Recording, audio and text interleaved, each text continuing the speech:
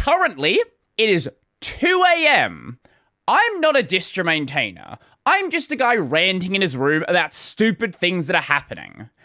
Oh, what a terrible day it is to be a distro maintainer. So you know how we talk about the damage the XE backdoor could have done if it made its way into wide deployment? XE was really bad. Thankfully, that didn't happen. Well, turns out we had something which arguably is worse, because it actually did happen. It's actually in the real world. It's actually affecting basically every Linux system for the past 9 years. This exploit first appeared in the kernel back in 4.14, back in 2017, and affects everything up until a kernel version that came out sometime after March.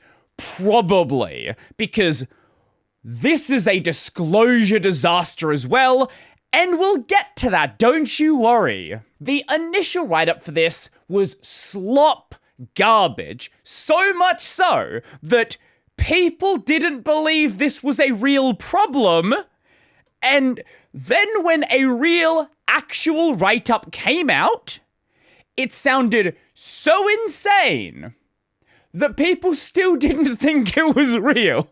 If all you care about is the immediate fix, here you go. Go and run this in your terminal. It disables the module which is affected, and you'll be fine. CopyFail, 732 bytes to root on every major Linux distribution, CVE 2026 31431. This is really bad. Like, really, really bad. Here is a little video demo, just to see what I can do.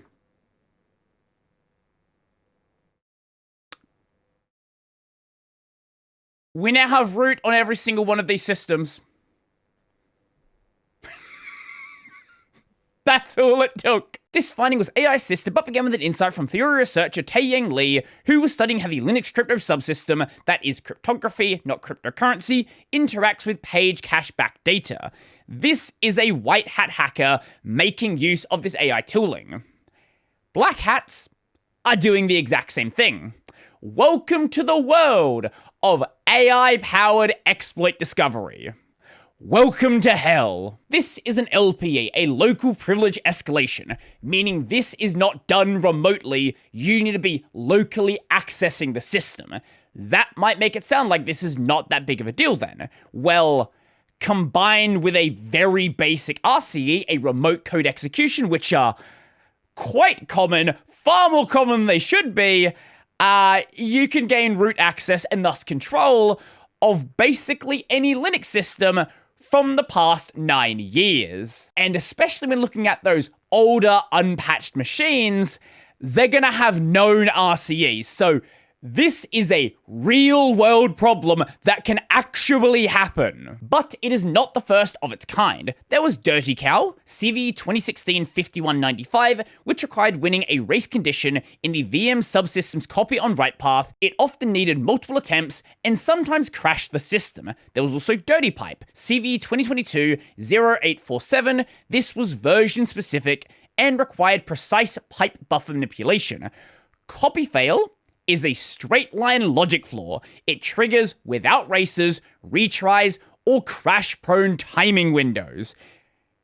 If a system can be exploited by this problem, if you can get the code on that system, you win. What makes that much easier is this is portable. The same exact script works on every tested distribution and architecture, including Ubuntu, Amazon, RHEL, SUSE, no per distro offsets, no recompilation, no version checks in the exploit. Now, some users have said they have not been able to execute it on their system, SE Linux does appear to be stopping the problem from happening. However, there's various other distros which are not using SE Linux, so it might be the proof of concept failing rather than the exploit itself failing. There might be a way to craft the exploit for some of those distros where it is not working currently. It is tiny. The entire exploit is a short Python script using only standard library modules, OS, socket, and zlib. This, again, is the proof of concept.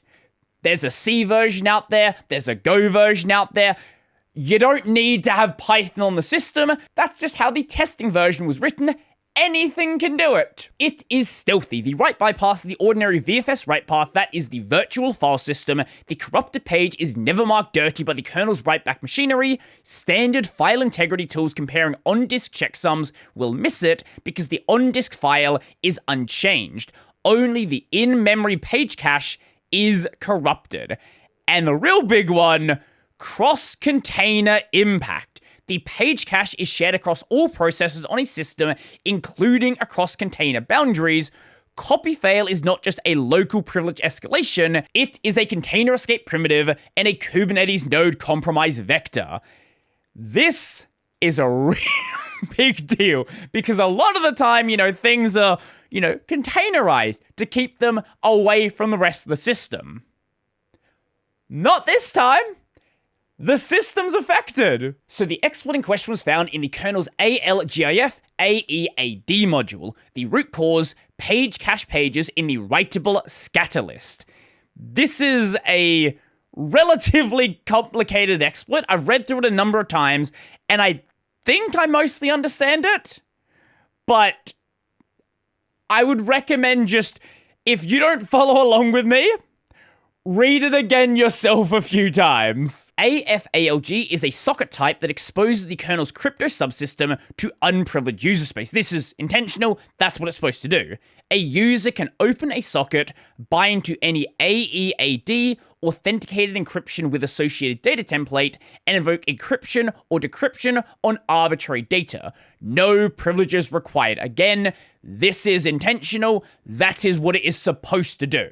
A core primitive underlying this bug is splice. It transfers data between file descriptors and pipes without copying, passing page cache pages by reference. When a user splices a file into a pipe and then into an AFALG socket, the socket input scatter list holds direct references to the kernel's cache pages of that file. The pages are not duplicated. For AEAD decryption, the input is AAD, Associated Authenticated Data, Ciphertext, Authentication Tag. Inside ALGIF AEAD.C, recv message sets up the operation as in place, meaning the same scatter list serves as both input and output for the crypto algorithm.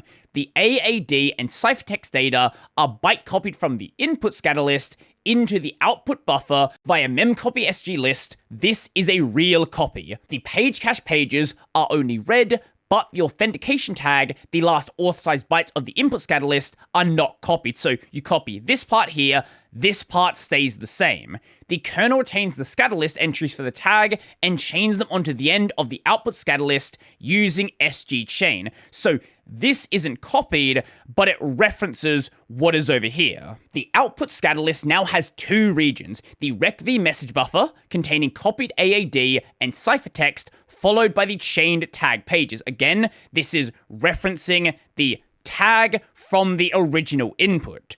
Still referencing the original page cache pages of the file, the kernel sets rec pointing to source equals rec pointing to destination, both pointing to the head of this combined chain. Both of these are pointing to the same place. This in-place design is the root cause of the vulnerability. It places page cache pages in a writable scatter list separated from the legitimate write region by nothing more than an offset boundary. The design assumes every AEAD algorithm will confine its writes to the intended destination, but nothing in the API enforces this, and nothing documents it as a requirement. So if you stay within that offset boundary, things will be fine. But it's never stated that you need to stay within the boundary, leading to one of them not following the imaginary spec. Hopefully all of that made sense, but I'm not 100% certain. Let me know down below. Now for the trigger. Authent's ESN scratch write. Authent's ESN is an AEAD wrapper used by IPsec for extended sequence number ESN support. IPsec uses 64-bit sequence numbers split into a high half, sec number high, bytes 0 to 3 of the AAD, and a low half, sec number low, bytes 4 to 7. The wire format carries only sec number low, sec number high is implicit. For HMAC computation, this is hash-based message authentication code, basically a way to verify the data integrity and authenticity of the message. For this, Authent's ESN needs to arrange these bytes sec number high at the front of the hash input and sec number low appended at the end. And here is where the problem starts. It performs this rearrangement by using the caller's destination buffer as scratch space, basically as modifiable memory that doesn't really matter. The first two calls shuffle the ESN bytes within the AAD region, a temporary modification that gets restored. The third call writes 4 bytes at offset ASOClen plus cryptlen past the AEAD tag. The algorithm is using memory it does not own as a scratchpad. Again, as I said earlier, it has to write within that offset boundary, and that is exactly what it is not doing. The original bytes at that position are permanently lost. This is a very important point for anyone who is going and testing this code on their actual machine. This will cause problems that you will have to fix. So if you want to test if you're affected, do it in a virtual machine, or do it in a machine that you're happy to cause issues with SU not functioning. This function reads sec number low back to reconstruct the AAD, but never writes the original content back to destination at ASOClen plus cryptlen. The position is treated as expendable scratch, regardless of whether the operation succeeds or fails. This is also a very important part of it. And again, at least to the author's knowledge, nothing else does this. Everything else follows the imaginary undocumented spec. This doesn't, and now we have a problem. In the AFALG in-place path, this write crosses from the output buffer into the chained page cache tag pages. Scatter, walk, map, and copy walks past the RX buffer, maps the page cache page via kmap local page, and writes sec number low directly into the kernel's cache copy of the file. The HMAC computation then runs and fails, the ciphertext is fabricated, so recv message returns an error, but the 4-byte controlled write sticks around. It persists. Crucially, the attacker controls 3 things: which file, any file readable by the current user, which offset, the tag region corresponds to the last authorized bytes of the splice file data. By choosing the splice file offset, splice length, and ASOClen, the attacker determines exactly which 4 bytes within the file's page cache are overwritten and which value. The 4-byte overwrite value, sec number low, comes from the bytes 4 to 7 of the AAD constructed by the attacker in send message. Now, we'll get to the exact commit in a second. Firstly, the exploit. The proof of concept we have is targeting the user bin SU, a setuid root binary widely present on major Linux distributions. Now, it does not have to target that. There might be other vectors, so even if this doesn't work on your distro, it's still probably affected. Step 1, socket setup.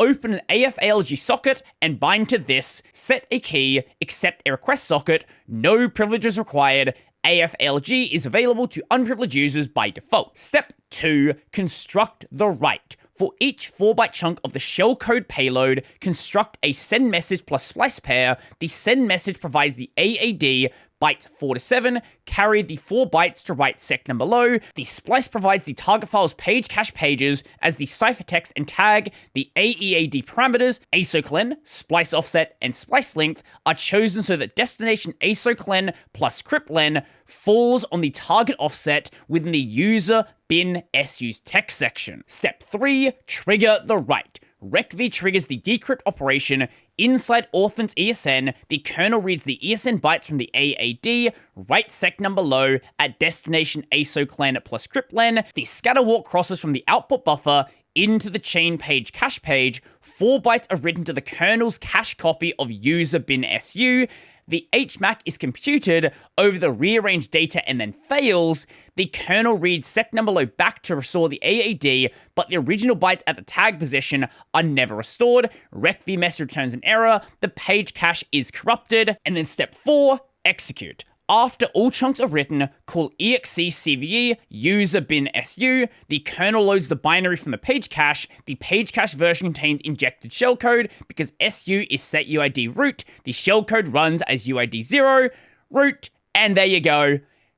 You now have root access to the machine. This was publicly patched in this commit here about a month ago. Crypto ALGAF AEAD revert to operating out of place. This mostly reverts commit 72548B, which is this one. I've lost my link. This one over here. This is from 2017. This is what introduced the problem. There is no place in operating in place in ALGIF AEAD since the source and destination come from different mappings.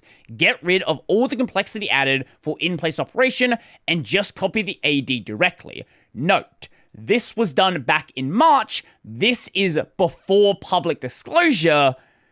This is all that is publicly said at the time. Following disclosure, the distros have released their notices. We have Debian, we have SUSE, Red Hat, KD Linux. Obviously, there's a GitHub notice, and amusing timing, the Ubuntu website's down. Now, I don't think it's because of the exploit, but it's very funny timing. Now, notice on Debian, the vulnerable here, and then the fixed on the ones which are basically rolling. Why are they vulnerable? Okay, so in the write-up, if we go to the coordinated disclosure, this was disclosed to the Linux kernel security team back in March. As we saw, it was patched back in March. Red Hat initially said they were going to defer the fix. Basically, not important, we'll get to it later. They have since changed that because they realized this was a big deal. Because, well, 8, 9, and 10 are all affected. That's a problem. This is published April 30th, 9 a.m. Berlin time. This is well after the exploit was already made public. Greg was doing kernel releases after that point. So this was disclosed to the kernel a month ago. You knew the problem was there, and like the most up-to-date kernels have the patch, but this not been backported to the older versions. You knew about the problem. We've known about it for a month. Why were these not released earlier?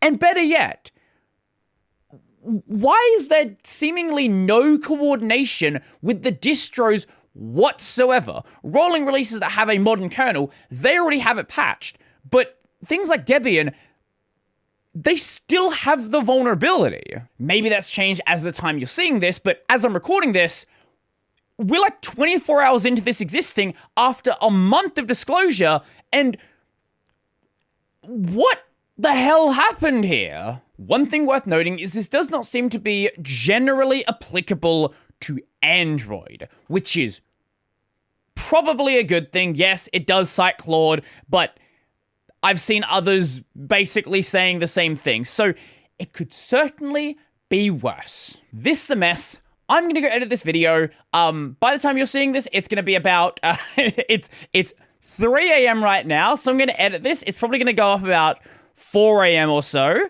Then I'm gonna go to sleep, and we'll see when I wake up. I don't like cutting a video this close, I really don't. So this is a mess. I know other people are gonna get videos out as well, or may already have videos out. It's a mess. Just when your distro releases a patch, install the patch. If they have a patch already, install the patch. What a mess. What a mess this is. If you have older machines, make sure those get patched as well, because they might have RCEs that can also be used with this. Yeah. Anyway, if you liked the video, go like the video, go subscribe as well. What a nightmare this is. So, yeah, if you really like the video and you want to become one of these amazing people over here that fund my coffee so I can make videos at 3 in the morning, that would be great. That would be wonderful. That's going to be it for me. I'm going to go edit this now, so I guess you guys will see this when it's edited.